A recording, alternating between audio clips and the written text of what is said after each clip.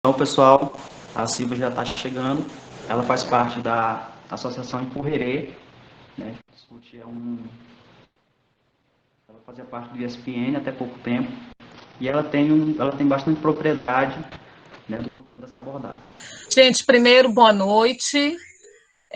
Eu quero primeiro agradecer, antes de me apresentar, agradecer aqui à Universidade Federal do Maranhão, de Bacabal, agradecer aos jovens aí do PET, né, que é o Programa de Educação Tutorial, que estão aí organizando essas lives importantíssimas, como Pré-Seduca, e agradecer também aí o professor Emerson da área Chiesa, né, nome difícil de pronunciar, que é o tutor e coordenador do NEA. Então, eu quero agradecer a vocês por para a gente poder compartilhar esse momento aqui, tá? E o meu nome é Silvia, estou falando com vocês de Belém, do Pará, dessa terra que mais chove do que tudo na vida, né? Nós temos duas épocas, uma que chove todo dia, uma que chove a noite, o dia todo, e dizer para vocês que eu sou formada em engenharia florestal, mas eu meio que me afastei um pouco. Você está me ouvindo, Emerson? Tá ruim, gente, de ouvir? Ah, tá.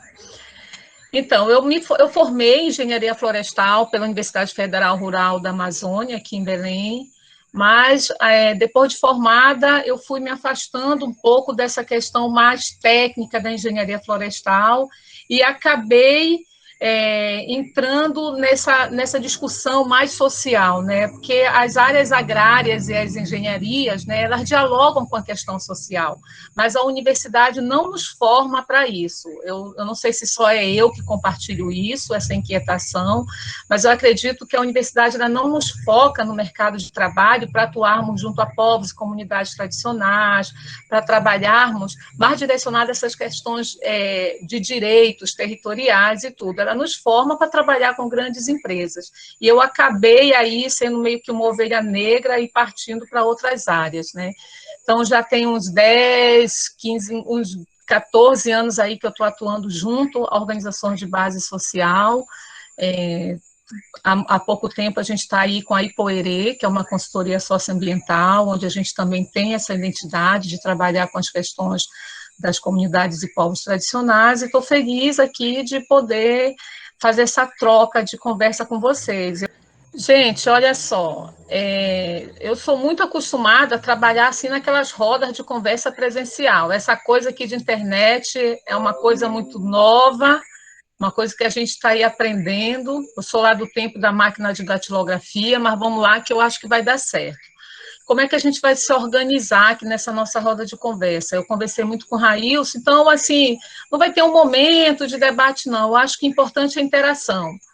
Vocês mandarem pergunta, ou darem opinião de vocês, ou a gente compartilhar, porque a ideia aqui é que a gente aprenda um com o outro. Eu não estou aqui na condição de que detenho esse conhecimento, de que entendo, mas que a gente tem algumas inquietações que eu acho importante compartilhar, né, até pelas nossas vivências.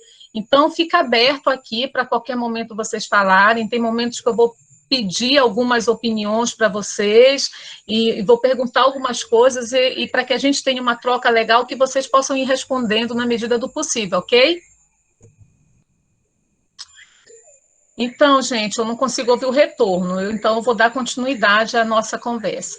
Gente, falar sobre ONG é uma coisa assim que é muito abrangente, não dá para a gente falar sobre esse tema numa live, né? Isso aqui tem que sentar, pegar lá ali um biscoitinho de mesocarpo de babaçu e bater um papo longo, porque isso aqui dá muita conversa. Mas, a princípio, nós vivemos numa sociedade em que as ONGs elas estão aí, né? Eu tenho certeza que aqui todo mundo sabe o que significa ONG. Eu tenho certeza. Então, o que acontece? Nós vivemos numa sociedade em que as ONGs estão ocupando um espaço importante. Ou seja, as ONGs elas estão nos debates de diversas ações, tanto em questões sociais, ambientais, questões de saúde pública, de conflitos, de igualdade, de gênero. As organizações, as ONGs, elas fazem parte hoje indivisível da sociedade. elas têm um papel importante e fundamental na sociedade. Isso é inquestionável. O que acontece? Quais são os grandes desafios que nós temos hoje com as ONGs? A gente está vendo aí que nesse processo da pandemia, as ONGs tiveram um papel fundamental. A gente sabe que as ações que vieram a partir das ONGs, elas trouxeram assim um levante muito grande. A sociedade se mobilizou. E vocês podem ter certeza que a partir da pandemia já haviam ONGs e vão surgir muitas outras ONGs. Eu tenho muitas conversas com o Emerson, né, Emerson? A gente vem aí de alguns diálogos. Eu já morei no Maranhão, morei 5 anos em Santa Inês, quando eu trabalhava numa organização, trabalhando com povos e comunidades tradicionais. Hoje eu continuo atuando aí no Maranhão, só que agora sem poder ir a campo por causa da pandemia. A gente está trabalhando aí home office, mas também trabalhando com quebradeiras de coco babaçu. Né, sempre envolvida nisso e sempre trabalhando com organizações, com ONGs. Eu não sei se vocês já ouviram falar de OCIP, ou a legenda OSC. Alguém já ouviu falar desses termos?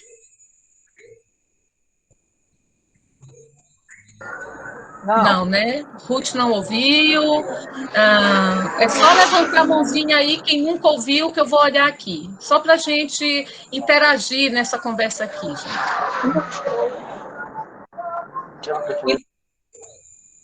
Então, olha só. Ok. Gente, esse termo OSC nada mais é do que um termo genérico agora que se usa para falar de ONG. ONG é organizações não governamentais e OSC é organizações da sociedade civil, ou seja, é a mesma coisa, mas hoje está se usando mais esse termo. E tem um outro tipo de ONG chamada OCIP, e ela significa Organização da Sociedade Civil de Interesse Público. Existe um dado que eu posso deixar aqui para vocês depois, do IBGE, que até 2016 nós tínhamos no Brasil, acreditem, gente, deixa eu até confirmar aqui, um quantitativo de entre 236 mil a 750 mil organizações não governamentais no Brasil. Né? Isso parece assustador, mas o que acontece? Tudo o que é definido como organização sem fins lucrativos, elas se enquadram dentro das ONGs. Ou seja, se você pegar uma associação, se você pegar aí um sindicato de trabalhadores, se você pegar aí creches, qualquer tipo de organização que tenha essa nomenclatura sem fins lucrativos, elas são definidas como ONGs ou como organizações da sociedade civil. O que é que a gente questiona muito com relação a isso? É que é fácil criar uma ONG, gente? Não é fácil, sabe? É muito difícil você ter uma ONG e você dar a identidade para essa ONG. Porque quando a gente para e pensa que as ONGs elas atuam diretamente com povos invisibilizados, trabalha com povos e comunidades tradicionais, aqui com a Deuciane, né, que ela é extrativista, a gente fica muito se perguntando qual é a identidade dessa ONG, o que é que ela está trazendo, né? Porque se você projeta que uma ONG vai entrar dentro do seu território e ela vai executar um projeto, de que forma esse projeto dialoga com a realidade daquela comunidade? Isso aqui está dentro de um grande desafio. Quando a gente colocou esse nome, um olhar sistêmico sobre os desafios e a realidade das ONGs, é justamente para a gente olhar esse assunto sem a gente criar uma neura, gente. O que acontece é que, às vezes, quando você fala determinadas coisas, as pessoas tomam isso assim, nossa, mas como é que você está falando isso? Então, você está falando mal das ONGs? Não, não é nada disso.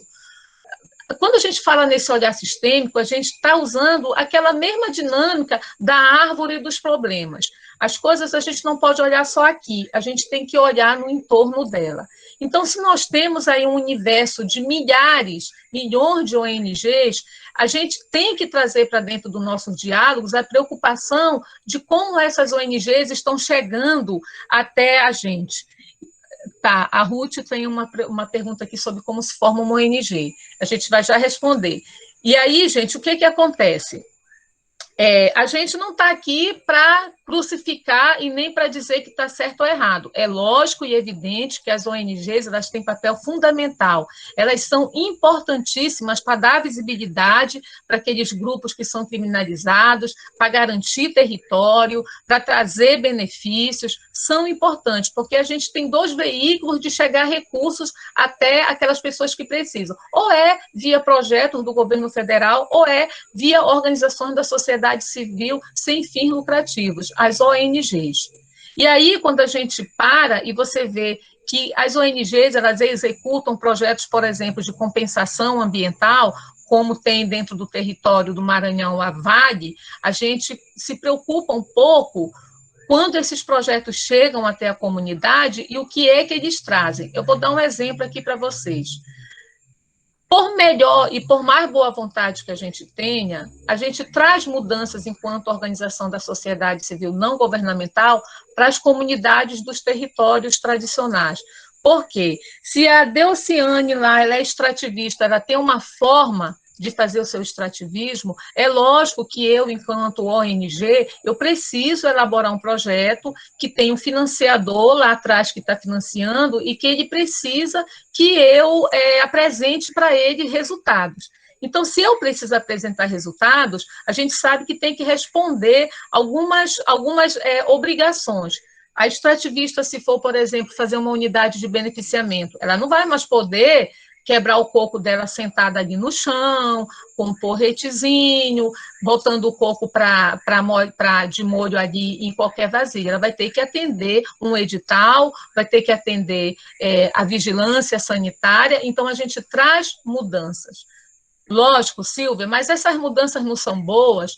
São boas, mas o que o povo que recebe esses recursos via as ONG, como é que eles veem isso aí? Vocês que estão em comunidades, vocês já viram em algum momento um projeto chegar e vocês perceberem que aquela comunidade mudou a sua forma de fazer seu extrativismo, de fazer seu processo porque havia uma demanda? Algum de vocês já presenciaram isso?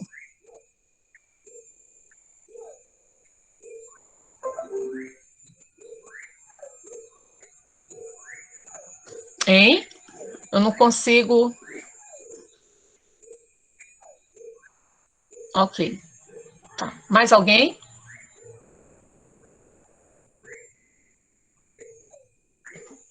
Tá. Então, gente, essa é uma grande inquietação, na verdade. De que forma é que a gente atua dentro dos territórios enquanto uma organização da sociedade civil? Então, assim, o nosso primeiro grande desafio é conseguir se manter nesse governo. As ONGs, como elas são organizações que são vistas de forma criminalizadas, porque sabem que tem interesses por trás aí de grandes produtores, interesse desse governo que está aí, o primeiro grande desafio é como as organizações vão sobreviver. Né? Porque a gente sabe que nesse período de pandemia muitas organizações surgiram a partir de ações de solidariedade, mas muitas organizações que já existiam no mercado, elas simplesmente fecharam as portas, porque se elas não têm fins lucrativos, essas organizações elas acabaram sendo espremidas por não poderem sair, por não poderem atuar, por não ter recurso, porque mesmo que tivesse recurso não podia ir a campo por conta da pandemia. Então, sobreviver ao governo, sobreviver à pandemia já é um desafio. Conseguir, né, recursos, editais para você elaborar um projeto é um grande desafio, e o maior desafio, gente, na verdade, é você elaborar um projeto, de fazer a gestão de um projeto que dialogue com a identidade daquele povo, que, de fato, tenha a identidade daquela ONG. Nesse universo, gente, infelizmente, as ONGs são feitas por pessoas, e todo mundo tem seus erros. Nós temos aí ONGs importantíssimas que defendem sua identidade, que trabalham em benefício daquela comunidade. No entanto, nós temos organizações que elas têm, assim, querem se manter, mas elas estão ali para trabalhar, para apresentar um produto. E então a gente precisa enquanto comunidade, enquanto quem recebe isso, é nossa obrigação dialogar e discutir. A gente não pode viver no mundo de Cinderela e achar que tudo é perfeito e maravilhoso. Né? E tem uma coisa, gente, infelizmente, existe aquele trabalho assistencialista, que não é bom para ninguém. Né? Eu não sei, isso vem da história, o Emerson talvez possa aqui dar um apoio para a gente nesse sentido de falar dessa coisa, desse trabalho que às vezes, em vez de vir ajudando as comunidades a criarem autonomia, a se apropriarem da sua identidade, ela acaba trazendo um trabalho assistencialista, que vai gerar muitos problemas lá na frente para esses grupos. Eu acho que o Emerson também ele pode, sei lá, contribuir de alguma forma sobre isso, ou qualquer um de vocês, porque eu acho muito interessante que aqui nós estamos com jovens, né, que são estudantes, que fazem parte do PET, que estão aí, que são de comunidades tradicionais, que são extrativistas, então vocês são as pessoas principais, são o alvo principal, vocês são os atores principais das ações das ONGs que trabalham com comunidades do campo. Exatamente, Railson.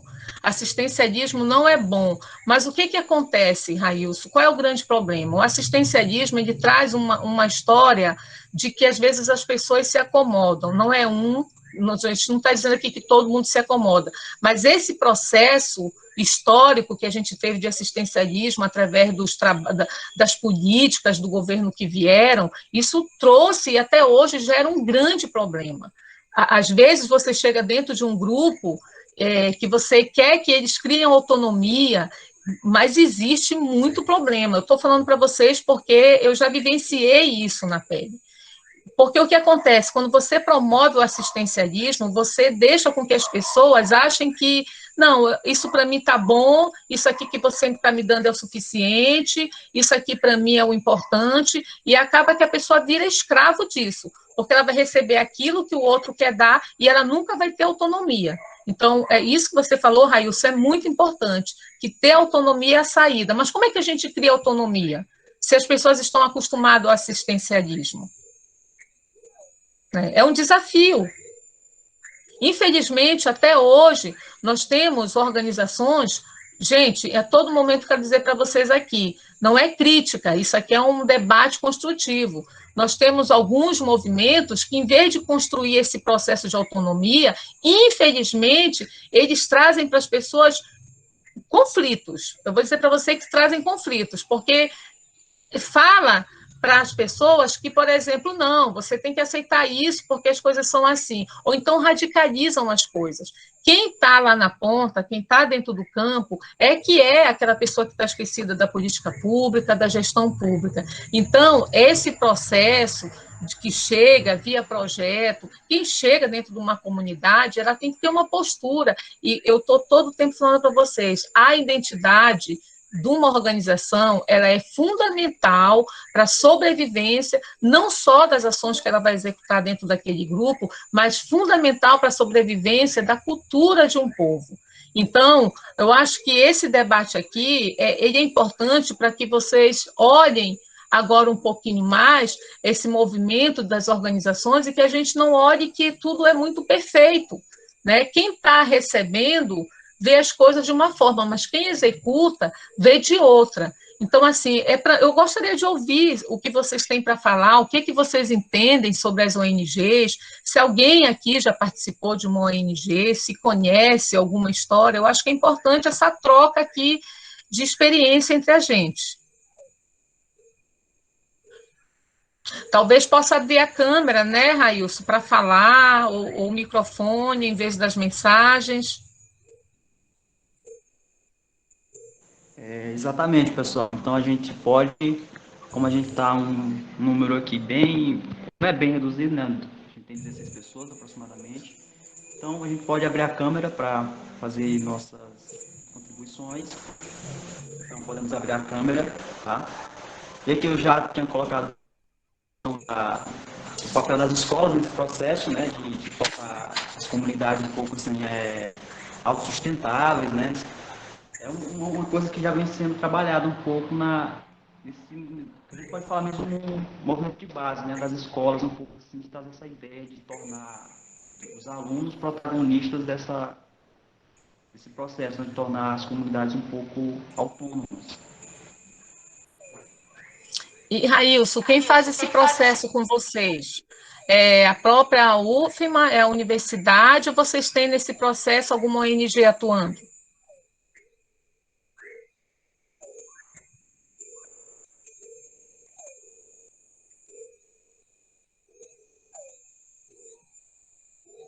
Railson?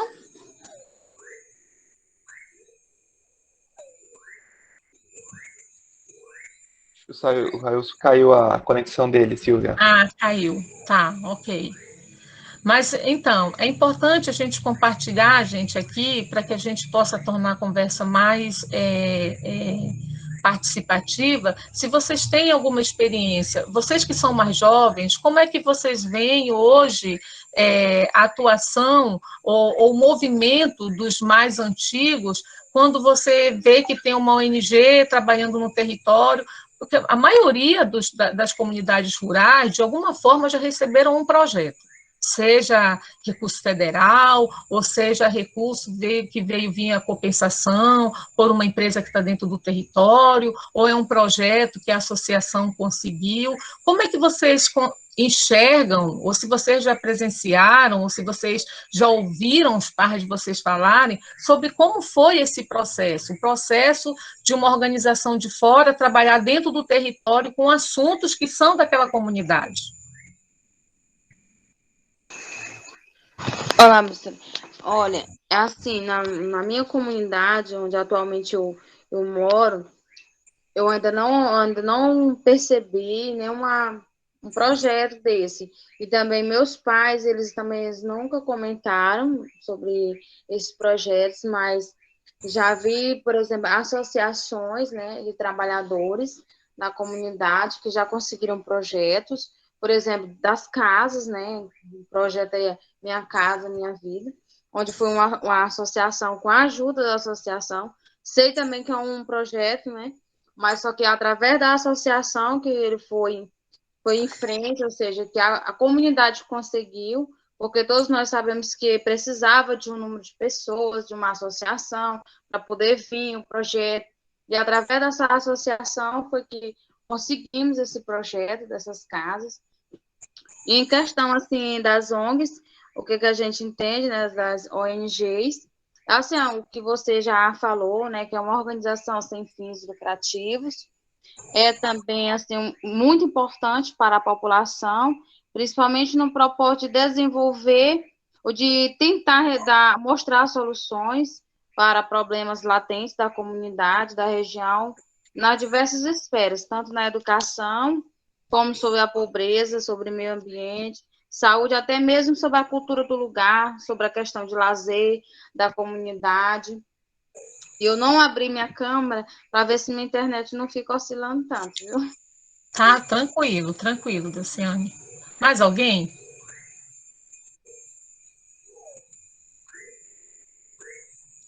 Por exemplo, aqui no município de Lago do Junco, né, a gente tem bastante a interação sobre da Copauge, né, que é uma associação dos produtores extrativistas do município de Lago do Junco. Ela tem influenciado muito na questão do desenvolvimento extrativista. Por exemplo, já temos na sede Lago do Junco, já temos as máquinas de beneficiamento do próprio Coco Babaçu. Também temos aqui no interior, próximo ao Lago do Junco, também temos uma localidade, uma área que é específica para a Copauge, para esse desenvolvimento das atividades, não só do extrativismo, mas também na questão da horticultura, também é desenvolvido nela. E através da Copauge, através desses movimentos extrativistas, é que muitas famílias têm sido beneficiadas, porque temos a Conab, que ela é uma empresa pública, né, com sede em Brasília, só que ela tem ajudado muito essa questão do município de Lago do Junco, principalmente na questão de projetos, de financiamento, também até de cestas básicas, né? Sabemos que as cantinas, né, a Copauge, ela tem liberado essa questão solidária de cestas para as pessoas que abastecem as cantinas, o comércio com o Coco Babaçu. Então, eu vejo assim como uma ação partindo delas, né, para poder ajudar os seus parceiros, ajudar aquelas pessoas que cooperam para o desenvolvimento das atividades.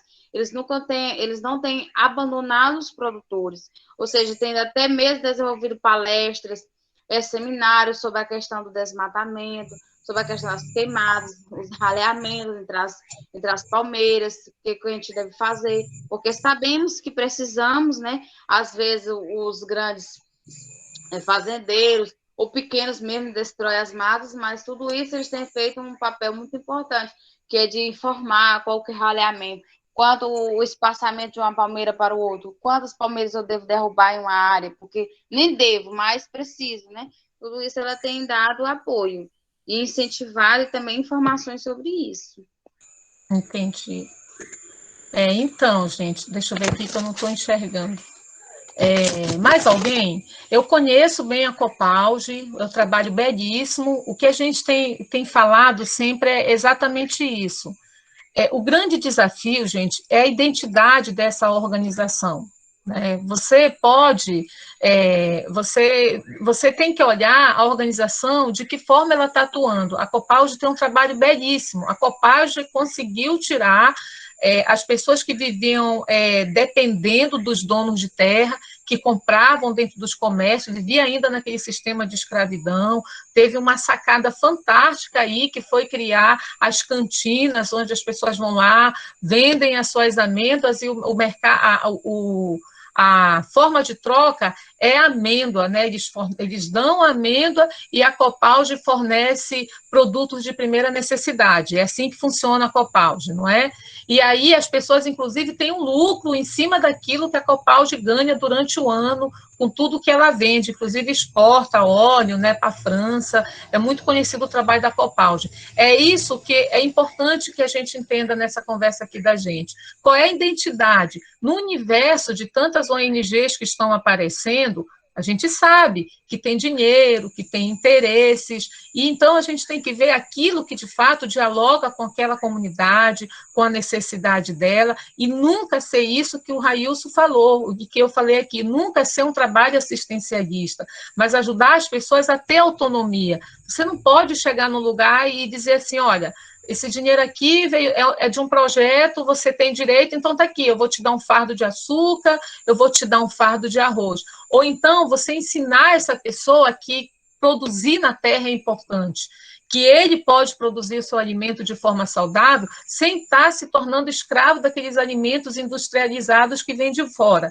Então, é muito importante. Esse que é o grande desafio que a gente fala. Gente, eu fico muito triste quando eu vou em determinados locais. A gente aqui não pode citar nomes, porque não é essa o nosso interesse aqui, mas que tem organizações que não têm compromisso, que o compromisso é de levar um resultado para um financiador.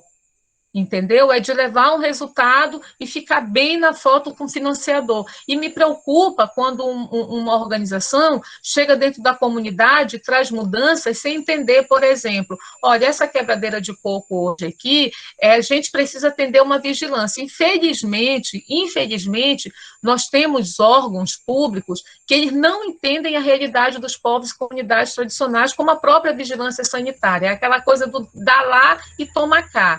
Olha, você, para se enquadrar na vigilância sanitária enquanto extrativista, você tem que praticamente nascer de novo, porque se compara o pequeno produtor com um grande produtor, as exigências são praticamente a mesma. Claro que existem grupos de trabalho que estão discutindo a política para flexibilizar, para fazer com que as comunidades consigam acessar de forma diferenciada, mas ainda assim, todo e qualquer trabalho que a gente faça, ele incide de forma positiva e também de forma negativa dentro de um coletivo. Se eu sou de fora e eu trago um projeto e digo para você que você não vai mais poder fazer assim, porque você precisa atender uma vigilância sanitária, é lógico que, de alguma forma, eu estou fazendo uma ruptura na sua forma tradicional de ser e fazer as coisas. No meu olhar, eu tenho muito isso na minha cabeça. Inclusive, eu conversei um pouco com o Emerson, que eu ia defender na minha tese de mestrado, essa coisa, né, de qual é o papel das ONGs, o que a gente traz de positivo, mas o que a gente também deixa de negativo? Será que a gente só traz coisas positivas? Será que a gente não está mudando a vida dessas pessoas também para formas que lá atrás a gente vai dizer, poxa, olha, isso aqui eu tenho um dedinho nessa mudança aí. Mas foi muito questionável, porque a própria academia, ela te questiona isso. Mas você não pode falar isso. Mas é esse olhar sistêmico que eu costumo dizer que falta a gente ter. Você não pode olhar só pela nomenclatura. É uma organização da sociedade civil, ou é uma associação, ou é uma cooperativa, ou é uma ONG. Só porque está essa nomenclatura, a gente não pode deixar de olhar de que forma ela vem construindo a sua história, de que forma ela vem atuando, de que forma ela vem fazendo gestão de projeto e quanto ela conseguiu trazer de autonomia, quanto de autonomia ela conseguiu promover nas pessoas. Então, assim, é importante esse debate, porque o que é que acontece? Como a gente trabalha com execução de projeto, eu falo muito com as comunidades. Gente, não é porque chega alguém aqui dizendo que vocês têm um projeto para executar, que vocês vão executar esse projeto. É importante para vocês, é de fato o que vocês precisam, isso dialoga com a realidade de vocês têm que começar desde aí, ter autonomia e dizer, não é isso que a gente quer. Eu não posso chegar enquanto uma ONG com um projeto pronto e dizer que está bom. Né? Ele tem que ser construtivo, ele tem que ser participativo, ele tem que ter a participação ali da juventude, que é o futuro daquela prática, daquela atividade. Então, tudo isso é muito importante. Para mim, quando eu sento para falar sobre esse tema, a gente vai buscar muitas coisas, e a gente sofre muitas críticas por isso. Né? Travou, Emerson? Estão me ouvindo?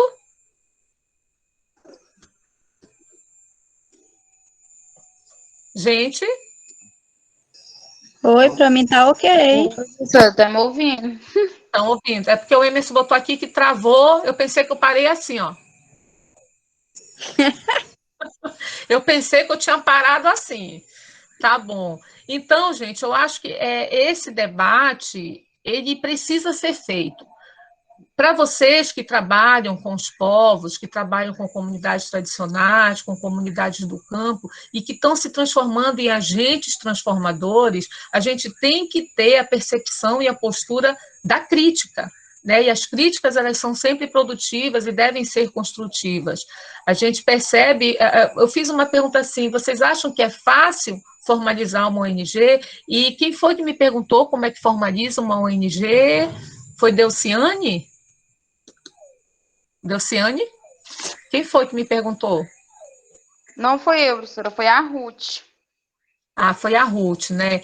Então, olha, gente, formalizar uma ONG é praticamente como começar uma associação, né? Você vai ter que elaborar um estatuto, fazer uma assembleia, tem que ter ali um presidente, um conselho fiscal, os secretários. As ONGs, quando bem estruturadas, elas têm uma hierarquia igual de uma associação, Não sei porque ultimamente não estou conseguindo falar associação, gente. Então, igual de uma associação, elas têm que se inscrever, têm que ter CNPJ, elas têm obrigações legais, elas têm essa mesma coisa de uma associação normal, que é sem fins lucrativos. Então, formalizar uma ONG é a mesma coisa, são os mesmos requisitos. Ter uma assembleia, ter pessoas, ter documento, formalizar. Só que uma ONG, claro, ela tem ali um princípio que ela vai poder gerir recursos de projeto, né? Ela vai poder ter um montante de recursos que ela pode gerir. Ela tem é como se fosse um valor que ela pode estipular e gerir de um projeto, né? Então, as ONGs, tem muita gente que começa como uma organização, por exemplo, as associações, elas começam associações, depois viram cooperativas, e tem gente que chega daquilo e vira uma ONG, né? Porque o princípio da criação é basicamente o mesmo. Mas o importante, gente, um outro olhar importante nessa questão das ONGs é quem executa esses trabalhos. Né? Porque você vê que, às vezes, tem alguém que trabalha numa ONG que ela nunca nem esteve no seu território, ela é de uma outra realidade. Né? Então, essas pessoas, elas não têm conhecimento daquela vivência. E isso é muito importante. Uma ONG, quando ela é comprometida, ela traz assessores para trabalhar com ela, também comprometidos com a causa, que dialogam com a identidade dela, que veem a comunidade com o mesmo olhar de respeito. Eu não posso ter uma ONG e trazer qualquer pessoa para trabalhar nela, né? Porque eu sei que aquela pessoa vai estar executando um projeto social com outros grupos. E nós, enquanto organizações da sociedade civil, nós temos o papel de influenciar, né? Nós somos influenciadores, né? Nós trazemos mudança, nós propomos mudanças, então é muito importante essa questão da responsabilidade. Eu já tive em determinados locais de você ver as pessoas chegarem e tratar a comunidade como se fosse, sabe, um Zé Mané, e dizer, não vou fazer porque esse povo é assim, assim, assado e cozido. Por quê? Porque não tem identidade, não tem relação, afinidade com o que está fazendo. Então, são muitos desafios, gente. Eu acho que o nosso papel é de crítica, é de acompanhar, é de dizer, não, assim não está bom, não, eu não quero dessa forma, e orientar as pessoas. A gente não pode se prender a essa sigla, ONG, e dizer que está tudo bem. Validar as ONGs que trabalham, nós temos ONGs importantíssimas no Brasil, na região, né? Eu conheço aí a SEMA, a CESA, a gente conhece diversas organizações que têm compromisso, que estão ali trabalhando, lutando, que estão assim de frente, batendo com instituições grandes para defender os direitos do território e das pessoas. Mas é justamente isso, a gente precisa identificar essas ONGs e validar as que trabalham, de fato, comprometidas com as comunidades. Alguém tem alguma consideração para fazer? Jarielson, não sei se ainda está aqui, ele também trabalha, né? Ele vive essa realidade das comunidades. Ele já veio de uma empresa, né, Jarielson? E hoje ele trabalha na ponta, não é isso?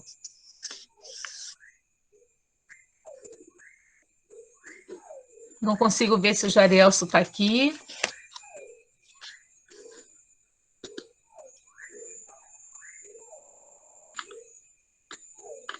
Olá, acho que Jarielson não está mais. Alguém tem alguma outra consideração a fazer? Alguma pergunta? Mas não vão brigar, é um por vez, tá bom?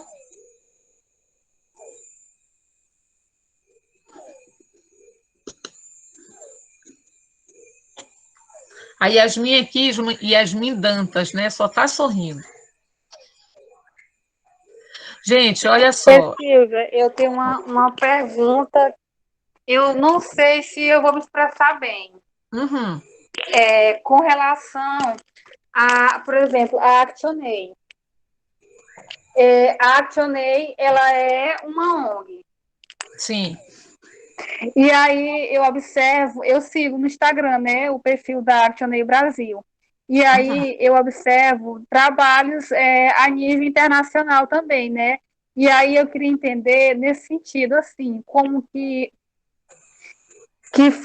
dá esse processo, né, de uma ONG ela trabalhar em territórios diferentes, distintos, né? E nesse sentido, né, quais são as maiores dificuldades e como que faz para atuar, se através de parceria, se visita, por exemplo, um outro país e aí estabelece lá um local, assim, nesse sentido. Uhum. Eu queria entender mais. Então, Ruth, é exatamente isso. Uma ONG, ela pode atuar fora do seu território, inclusive até fora do Brasil. Por exemplo, vocês sabem que a organização mais antiga do Brasil se chama FASE. Eu não sei se alguém já ouviu falar da FASE. A FASE, ela já está aí, eu acho que uns 70 anos, é a organização mais antiga. A FASE, ela tem filiais, ela tem no Rio, ela tinha antes no Espírito Santo, tinha na Bahia, tem aqui em Belém, a FASE Amazônia, eu acho que não tem mais no Espírito Santo. Então, ela pode ter filiais. Se não tem filiais, ela trabalha em forma de parceria. Por que, por exemplo, a ActionAid está atuando fora do Brasil? Porque quem aquela pessoa que está financiando, ela acredita na identidade da instituição, ela conhece, sabe de todo aquele histórico, sabe que ela vai conseguir incidir dentro daquela proposta que está lá, e as pessoas da ActionAid elas vão fazer a visita, e não é assim, o financiador manda um projeto pronto, não, o financiador vai ali entrar em contato com a ActionAid, de repente, gente, não é assim, a ActionAid foi escolhida, não funciona assim, existe uma concorrência, né? As ONGs, elas não chegam assim, para executar um projeto. Todo e qualquer projeto, ele precisa passar pelo estágio da licitação, né? Para livre concorrência. Quando há um edital aberto, um financiamento, todo mundo ali que tem as ONGs corre para elaborar seu projeto, ali com as atividades, com o cronograma, com o que vai gastar. É uma coisa grande, extensa. A depender do projeto, isso dá um trabalho muito grande. Então, vence quem tem a melhor proposta, quem tem ali um histórico, um rol, né, de muito conhecimento, quem de fato consolidou as ações de acordo com o que o projeto está pedindo. Então, se a ActionAid está atuando fora do Brasil, como ela atua de fato, é porque ela tem esse conhecimento e ela venceu um edital para fazer isso. Me fiz responder, Ruth? Não, ficou bem mais claro agora. Ok. Tá, esse alcance é a mesma coisa, Railson, você perguntou, né, que também tem a curiosidade da Ruth, a nível do alcance, as ONGs, elas podem alcançar qualquer lugar, e, por exemplo, se uma ONG vai trabalhar fora, vamos supor, uma ONG vai atuar lá no Japão, vamos supor, ela tem autonomia para isso e, claro, ela vai ter que contratar pessoas dentro do projeto de lá para atuar dentro do projeto, porque precisa de alguém que esteja no território, precisa de alguém que conheça esse território, que fale a língua, e geralmente quando ela vai contratar alguém daqui do Brasil mesmo para levar para lá, um dos pré-requisitos é falar a língua do país que vai atuar.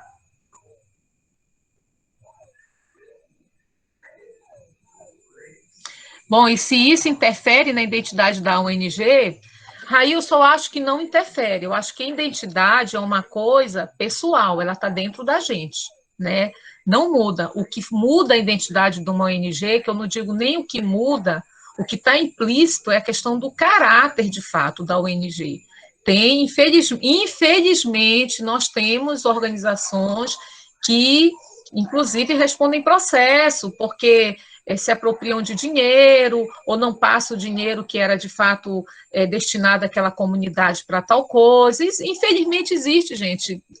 As instituições, elas são feitas por pessoas, assim como existe problema dentro das igrejas, dentro dos movimentos sociais. Infelizmente, o problema está aí. E isso não é ruim, não, gente. Sabe por quê? Porque a gente precisa ver essas coisas para a gente formar nossas opiniões. O que é ruim, gente, eu vou dizer para vocês, o que é ruim é quando você recebe informações fechadas numa caixinha e te dizem, é assim e você tem que agir assim. Eu acho que é importante a gente sair das nossas caixinhas, olhar de uma forma mais sistêmica, mais ampla para as coisas e formar nossas opiniões, mas identidade não se muda não, viu, Railson? Ela está implícita dentro da pessoa, dentro daquela organização.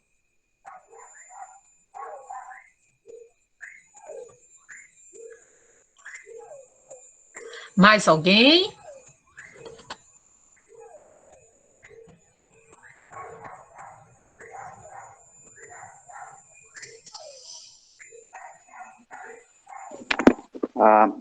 Era realmente essa preocupação com o nível de alcance da ONG, né? Foi bem esclarecido agora. Aí também essa questão do caráter da ONG, né? Que muitas pessoas utilizam desse aparato, né, social da ONG para promover questões de... Interessante. Exatamente. Inclusive tem um caso famoso de uma ONG que é da atual ministra do Mulher, que ela foi uma ONG que se envolveu... A mulher da goiaba, da goiabeira. Exatamente. Gente, eu conheço organizações que romperam projetos porque entenderam que o interesse do financiador era números, Não eram as pessoas, não eram as comunidades, era apresentar números. Então, assim, eu conheço organizações que preferiram abrir mão do projeto porque defende uma identidade. E conheço organizações que disseram, não, eu quero apresentar os resultados e não estou nem aí se não ficar bom para as pessoas. Para mim chegar aqui e falar isso para você, gente, é por vivência mesmo, né? É pela vivência que a gente já teve.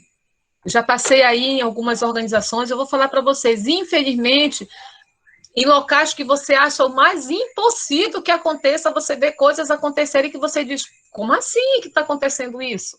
Nepotismo, infelizmente, gente, acontece dentro de organizações, ONGs que chegam falando para você, olha, não, isso aqui está errado, não pode beneficiar só as pessoas do teu interesse, não pode isso, não pode aquilo. E eu conheço ONGs, infelizmente, que fazem isso, que falam de um jeito, mas dentro, na realidade, dentro dela é outra coisa. E aí vem a tal questão do discurso, né? Às vezes é muito discurso. Uma ONG, ela só traz de fato, você só consegue perceber de fato a história dela se você acompanhar.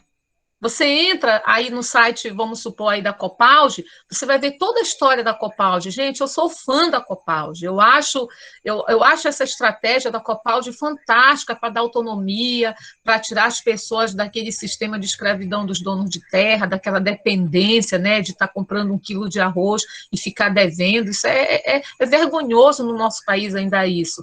Mas você tem que olhar a história daquela organização. Então, eu acompanho, você entra ali, você pega o depoimento das pessoas que estão ali desde o início, você diz, pô, olha, esse grupo aqui tem, de fato, comprometimento. E tem pessoas que não, tem organização que faz uma ação, põe lá na rede social, diz que fez um monte de coisa. Infelizmente, a gente ouve depoimento dentro de comunidade de pessoas das próprias comunidades que saíram de projetos assim decepcionados. Né, de dizer, poxa, vieram aqui, disseram que era para a gente fazer isso assim, assado e cozido, e depois foram embora. Essa coisa, gente, de formalizar a associação. Isso é uma live que a gente vai fazer, eu vou fazer depois pela Ipoerê, e vou lançar o convite aí para vocês, que é a questão das associações. A associação, geralmente, é formalizada por conta de uma demanda externa. Alguém, uma empresa, o governo chegou dentro daquela comunidade e disse, você tem direito aqui a um recurso, mas você só vai poder receber esse recurso se você tiver associação. Aí as pessoas, coitadas, que não entendem nada de associação, se juntam, formam uma associação, depois ficam endividadas, gera conflitos, elas não entendem o que está acontecendo, o projeto encerra, aquela ONG, aquele projeto acabou e as pessoas ficaram com conflitos e com dívidas. Então, isso não é uma intervenção externa? Exatamente. Oi? A Madalena, o questionamento da Madalena no chat. O que percebemos em muitas ninguém é que não tem nenhum compromisso, acho, com os povos.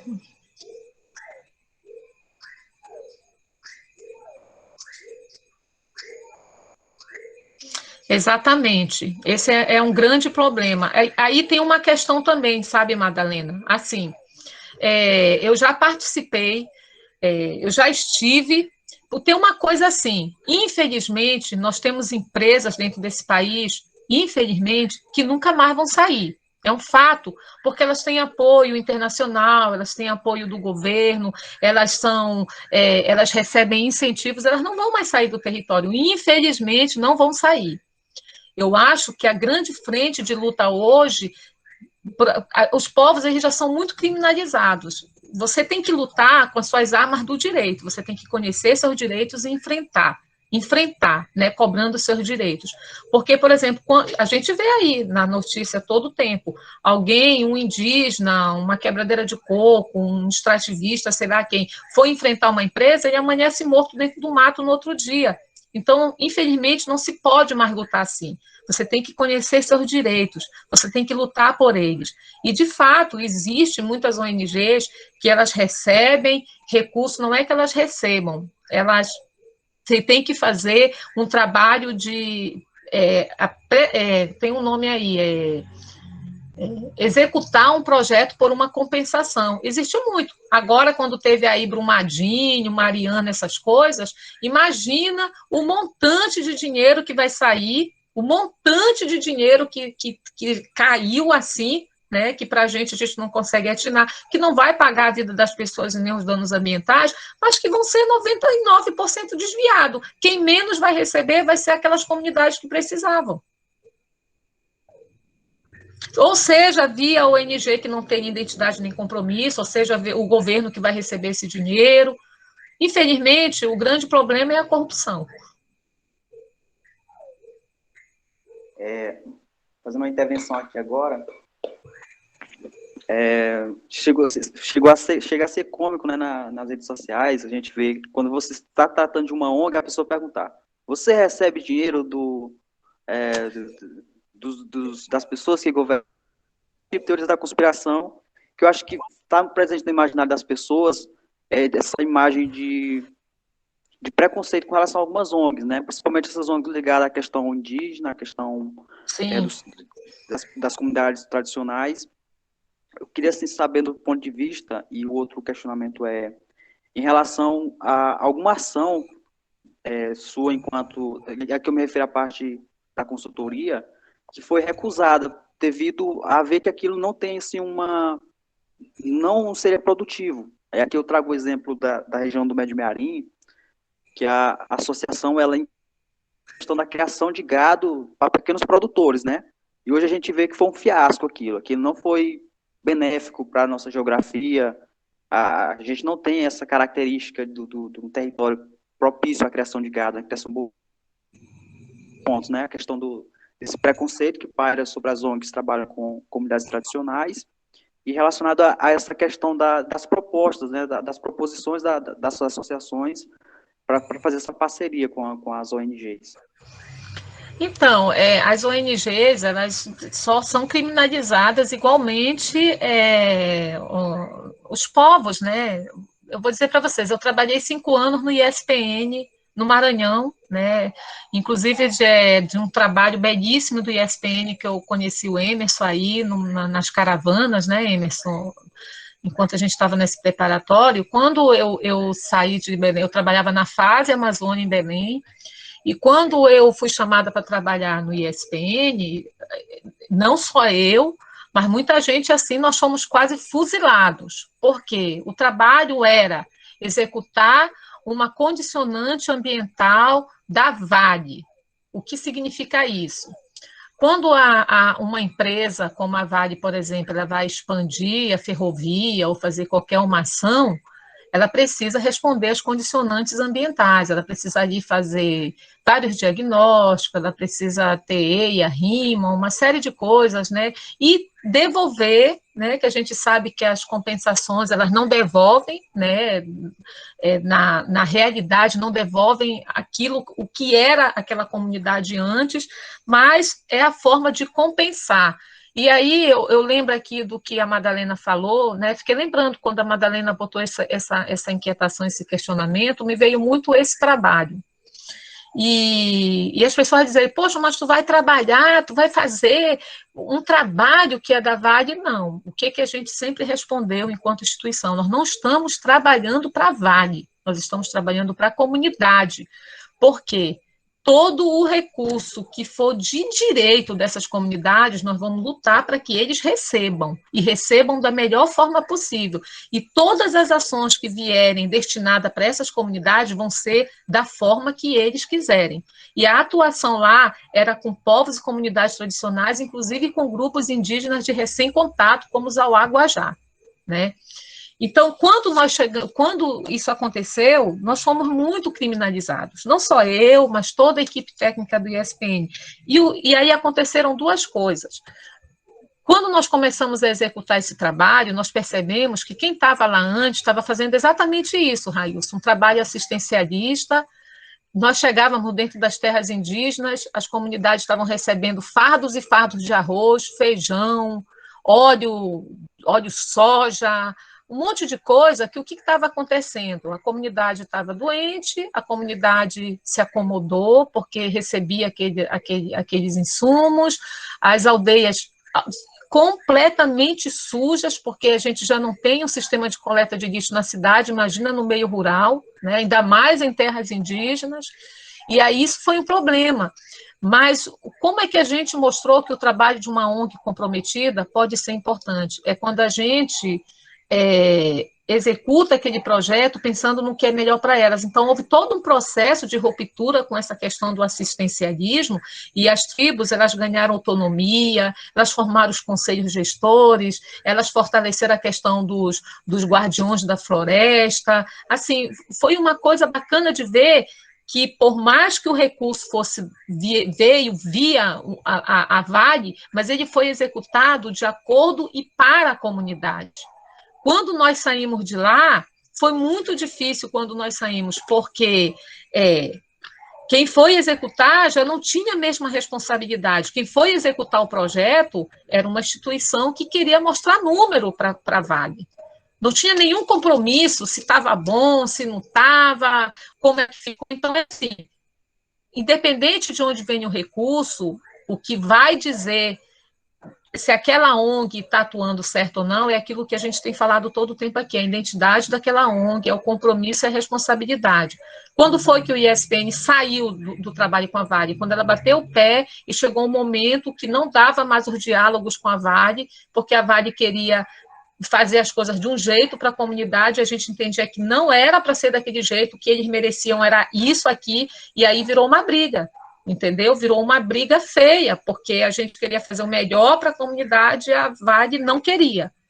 E aí, o que foi que a gente fez? Então, vamos romper. Isso foi traumático para as comunidades. Se você for hoje em qualquer comunidade, tanto indígena como quilombola, as comunidades quilombolas de Itapecuru, as comunidades ali de Santo Inês, e você perguntar como foi a atuação do ISPN aqui, vocês vão ouvir deles. E como é hoje a atuação da outra ONG que está aqui. Entendeu? Então, eu acho que isso está muito relacionado à identidade. Você tem que mostrar que você pode lutar contra aquela pessoa que está te oprimindo com justiça, lutando pelo aquilo que é seu de direito. Você não pode simplesmente chegar e dizer, eu não vou receber porque isso aqui veio da Vale. Não, é seu, é direito. Eles estão ganhando muito mais do que isso. Tudo o que for seu de direito, você tem que receber. Você tem que fazer uso daquilo. E você tem que usar para você fortalecer sua identidade, para você fortalecer o seu direito ao território. E a outra pergunta, Railson, que você me fez foi sobre propostas, se eu já larguei proposta por não... Já... Logo que eu formei, eu fui trabalhar numa comunidade chamada Chocolateira. Eu não sei porque era Chocolateira, não tinha um pé de cacau lá, mas tudo bem, o nome era Chocolateira. Muito longe, em Manaus. Quando eu cheguei lá, o que me falaram foi que o trabalho lá era para fazer um inventário florestal de uma área de floresta. Só assim, me contrataram para fazer. Quando eu cheguei, gente, assim, era uma distância muito longa, eu tinha que ficar lá um mês. Quando eu cheguei, só era eu e mais 20 homens, aqueles homens estavam lá há mais de 3 meses sozinhos, né? Eu cheguei ali para tomar a frente de um trabalho no inventário. E acabou que a gente criou um motim lá, porque eu percebi que aqueles homens trabalhavam em sistema de escravidão, eles estavam ali isolados. O que descobri que aquela área ali que estava sendo inventariada, na verdade, toda aquela madeira nobre iria ser suprimida para bancar a extração de esmeralda do prefeito de Manaus naquele tempo, que ele era o dono daquela terra, daquela área de floresta nativa. Então, assim, eu abandonei, eu larguei, incentivei as pessoas lá, olha, vocês não podem trabalhar aqui nesse sistema, está errado, né? A hora de trabalho de vocês está errado, o que vocês recebem. Então, assim, eu já larguei, sim, trabalhos que eu não concordo com a forma com que é feita. É melhor você comer o seu pão com outro do que você compactuar com isso.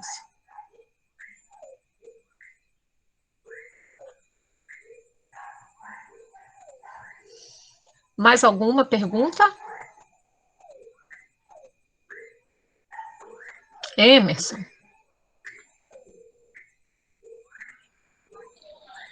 Oi, Silvia. Agora eu consegui voltar. A internet caiu. Eu perdi um pedaço da Oi, tua Emerson. apresentação, perdão. Mas eu queria só compartilhar com vocês ainda um pouquinho do que você falou do início lá, e que também eu acredito que continuou em boa parte, que é o problema do assistencialismo, o problema da falta de identidade e o problema que algumas ONGs, né, por não ter isso, o que geram. Eu vivi, acho que o que eu mais conheço, assim, e que eu presenciei e convivi disso foi no boom que a gente teve logo que foi aprovada a nova política de ATER, lá em 2004, 2005, por aí, ali um pouquinho em diante, né? Na região de Santa Maria se criaram muitas instituições, muitas ONGs, para poder acessar os recursos, já que foi descentralizada a assistência técnica, né? E acessar esses recursos. Então, se criou muitos grupos, muitas ONGs com esse objetivo. E aí a gente nota uma diferença interessante, que alguns grupos comprometidos, eles geraram um trabalho muito interessante, bonito, e que não tinha essa característica assistencialista, né? Tinha essa característica que nem você colocou, e foi posto de gerar autonomia nas comunidades. Então se faziam muitas oficinas, se construía conjuntamente, enfim. E esse trabalho, quando acabaram alguns projetos que não se conseguia renovar, ele perdurava, né? Então, como eu fiquei um tempo lá depois, e muitas das pessoas que eram não é atingidas, mas beneficiadas, vamos dizer assim, por essas ações, faziam parte do círculo que a gente visitava e convivia junto com o projeto Esperança com a Esperança, não sei se vocês conhecem, da irmã Lourdes. E outros, né, que também faziam parte, que receberam numa pegada mais assistencialista, em que as pessoas que geriam isso, inclusive duas foram presas por corrupção, né, porque desviaram recursos dessas coisas. Era uma política só assistencialista, não só assistencialista na questão do insumo em si, mas era uma assistência técnica muito baseada nos moldes do que a gente viu lá, e que a gente ainda tem presente hoje, lá da Emater e de algumas outras instituições dos anos 80 e 90, e que fortaleceram, que vinham com um pacote pronto, né? Que vinham com toda aquela carga do Revolução Verde, e que contribuíram aí para grande parte do êxodo rural do nosso povo, né? Mas o interessante é que, mesmo com toda essa carga histórica, a academia ainda nos forma, eu sou engenheiro agrônomo, nos forma para trabalhar dessa maneira. Então, muitos dos que trabalharam repetindo este comportamento geraram só aquela coisa de levar um pacote tecnológico que não era apropriado para aquelas comunidades, né? E tinha algum benefício e se criava alguma coisa, porque junto com esses recursos vinha também recurso para aquisição de insumos, mas que no momento que acabava aquele projeto ficava uma ação totalmente inócua, né? Não tinha continuidade, porque as pessoas não se reconheciam dentro daquela proposta. Mas eu falei toda essa história assim só porque a mim marcou muito essa questão de que tem ONGs e ONGs, né? Grupos e grupos.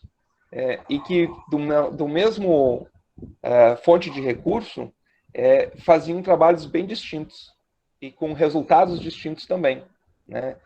Então, é só reforçar o que você já trouxe para a gente, debateu bem, que não é só por ser ONG que é uma maravilha, né? E também não é, por outro lado, que a gente vê todo esse fuzilamento que se tem, onde que pessoas pegam esses exemplos das más ONGs e planificam. É ONG, então não presta, né? Então isso me marcou muito, isso que você trouxe é muito interessante, muito importante, dessa identidade, desse comprometimento com os espaços onde que elas vão atuar. Esses exemplos não era exatamente a mesma configuração de povos que tem aqui para cima, né, aqui no Maranhão e na região amazônica, é uma atividade diferente, essa composição, mas que tem os mesmos resultados, né, E sobre o que a Madalena compartilhou, eu concordo um pouco contigo no sentido, Silvia, de que eu sei que a gente tem essa questão da resistência, né, sobre o acesso a esses recursos, porém a gente tem que entender assim, bom, o nosso não aceitar pode ser que seja pior do que o aceitar, né? Porque outra ONG, talvez sem a identidade, vai acessar esse recurso e vai fazer um projeto para entregar apenas números para a Vale, né? E não é o fato da gente não pegar, por mais que tenha nossa ética envolvida nisso, né, que vai deixar de existir aquilo, né? Porque não é essa atitude que vai fazer com que a Vale desista de fazer todo o impacto que tem. Eu acho que não é essa a ferramenta de se usar Exatamente. contra essa atividade. Então, do meu entendimento, se tem uma ONG comprometida e séria, é melhor que esse tipo de ONG acesse esse recurso e desenvolva um trabalho benéfico para aquela comunidade do que outra ONG que não tem essa identidade vai acessar esse recurso, vai fazer algo assistencialista Exatamente. mesmo e vai gerar só o que a Vale quer, por exemplo, né? Exatamente. Porque a Vale vai ficar no território, isso é um fato, não tem jeito. A Vale, as mineradoras, as empreiteiras, os sojistas, eles vão ficar no território, não tem jeito. Se uma organização séria se recusar por questão de princípios, porque diz, não, eu não vou executar esse projeto, porque esse projeto aí veio via Vale, via isso. Se essa organização for séria e não executar, a empresa que vai continuar no território vai arrumar alguém que vai cobrar mais barato e vai fazer um trabalho meia boca, sem nenhum compromisso com as comunidades. Então, a fala é essa mesmo. É melhor uma ONG com comprometimento e identidade para executar um projeto desse do que qualquer outra. Mas nós estamos no processo de formação, gente, de mentalidade mesmo, eu acho que é importante. Eu vou confessar uma coisa para vocês, quando a gente conversou sobre essa live, eu e o Emerson disse, Emerson, esse tipo de fala, ou as pessoas gostam de você, ou você sai odiado. Porque, por isso eu fiz tanta questão de botar esse termo sistêmico, porque o sistêmico vem dessa coisa de você olhar de forma mais abrangente a situação, e não olhar aqui de forma superficial. Então, quando a gente pega essas falas sobre as ONGs, enaltecendo as ONGs que têm comprometimento e tendo que falar das ONGs que não têm esse comprometimento todo, é porque a gente já tem um olhar sobre isso, entendeu? E nos incomoda. Por que a academia me criticou tanto quanto eu quis defender essa história de falar da atuação de quem chega dentro de uma comunidade, de alguém externo? Porque as próprias academias nos cortam, entendeu? Infelizmente, se você for ver, muitas vezes, grandes pesquisadores, eles nem vão dentro do campo, eles mandam os estagiários, não vão no campo, mas ganham os louros dos projetos, do trabalho que escreveu. Então, é assim, essas relações, né, gente? Mais alguma pergunta? E desde já, gente, olha, a intenção aqui não é conflitar, não é trazer traumas, mas é trazer, que nem essa luz que está na minha cara aqui, uma claridade.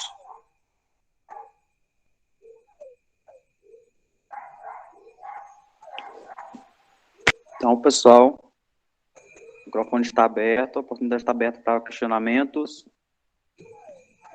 contribuições. Se quiserem me dar um cascudo, aqui na minha terra é cascudo o nome, ó. Pá. Aqui também. Pois é, aqui é cascudo.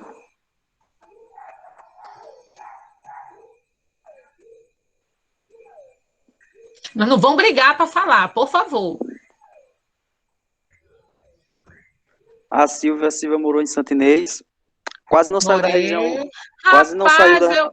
Eu amo o Maranhão, vocês querem saber, rapaz? Eu fui para o Maranhão, eu levei daqui meus 8 cachorros, meus 5 gatos dentro de um carro só. A polícia me parou, pensou que eu era Noé. É o sinal de comprometimento, é levar os pets. O pessoal da organização dizia para mim que eu tinha que ir numa UTI, porque era só cachorro velho. Se desse uma do mal ali, morria, estava numa UTI já.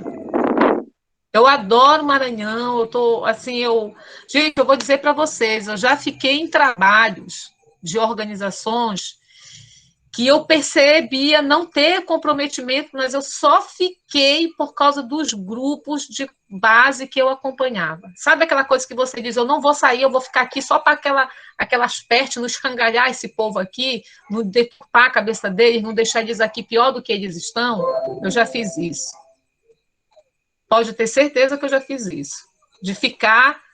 E não pense que eu estou falando isso, tá, ela está querendo dizer que ela é a pessoa. Não, eu estou falando que é aquilo que a gente está falando, é questão de identidade, gente. E eu falei, é melhor você comer seu ovinho ali do que você fazer algo que não dialoga com o que você quer para a sua vida, né? O que eu não quero para mim, eu não quero para os outros.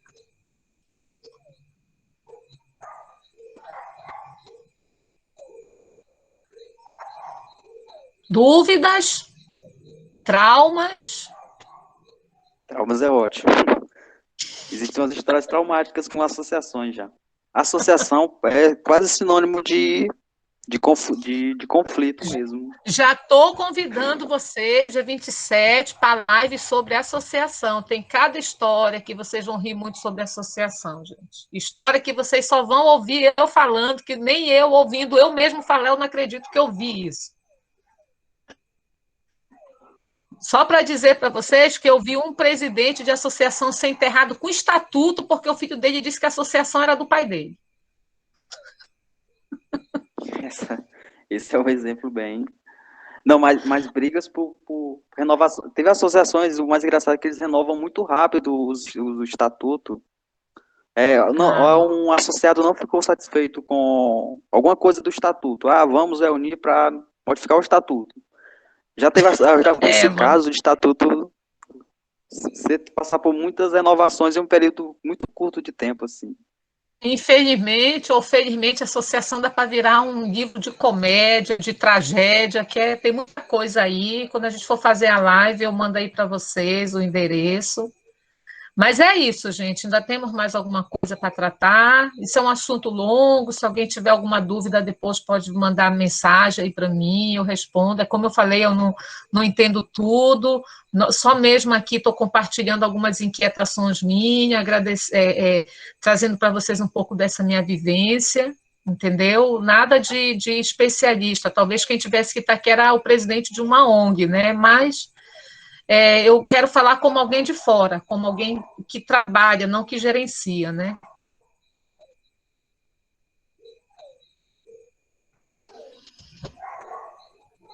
Eu acho que é isso, né, Railson?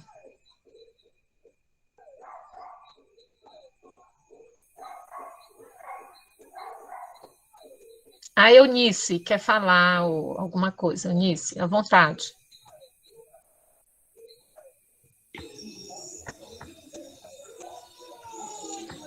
Helenice. Oi, boa noite. Oi, minha florzinha, diga. Então, Silvia, eu sou uma das petianas, trabalho aí junto com o Railson, professor Emerson. Eu queria dizer algumas palavras para você. Pode dizer, meu amor. Silvia Teixeira, lindo nome, que rima com mulher guerreira. Você nos mostrou o quanto és nossa parceira, que é a favor dos camponeses, que é a favor de uma sociedade livre da desigualdade. Nos fez refletir sobre as ONGs, que têm lá seus pontos negativos, mas também tem muitos pontos positivos. Algumas ONGs ainda lutam contra o racismo e a favor das comunidades tradicionais. Você, Silvia, nos fez ver que que é ONG de verdade, busca uma identidade e tem comprometimento com a sociedade. Não há palavras para agradecer sobre sua sinceridade e honestidade durante essa live. Você nos passou um olhar sobre a realidade. E com você, ainda temos muito que aprender. De coração, queremos te agradecer. Muito obrigada. Oh, meu Deus, que coisa mais linda, gente. Esse é o agradecimento mais bonito e generoso que eu já recebi na minha vida. Gratidão, viu, minha linda, de coração. Isso vai ficar gravado, eu vou ouvir isso aí 50 vezes na minha vida. Lindo mesmo, muito obrigada, gente. Obrigada. Bom, vocês ainda querem falar? Porque eu também quero mandar aqui meus agradecimentos. Quero agradecer, se ninguém mais for falar. Quero agradecer, Silvia. Então tá. Gente, muito obrigada. Gratidão por me receberem aqui com generosidade. Obrigada ao professor Emerson, que eu falei o teu nome errado, pronunciei porque o Railson me ensinou a pronúncia errada também. Tá vendo? A gente morre, mas não vai sozinho, viu, Railson? Pois é. Mas quem mandou esse homem ter esse nome difícil, né? Podia ser um Teixeira, podia ser um Silva, podia ser assim um Sebastião, e veio esse nome velho italiano para cá, rapaz. Mas, enfim, eu quero agradecer a todos vocês.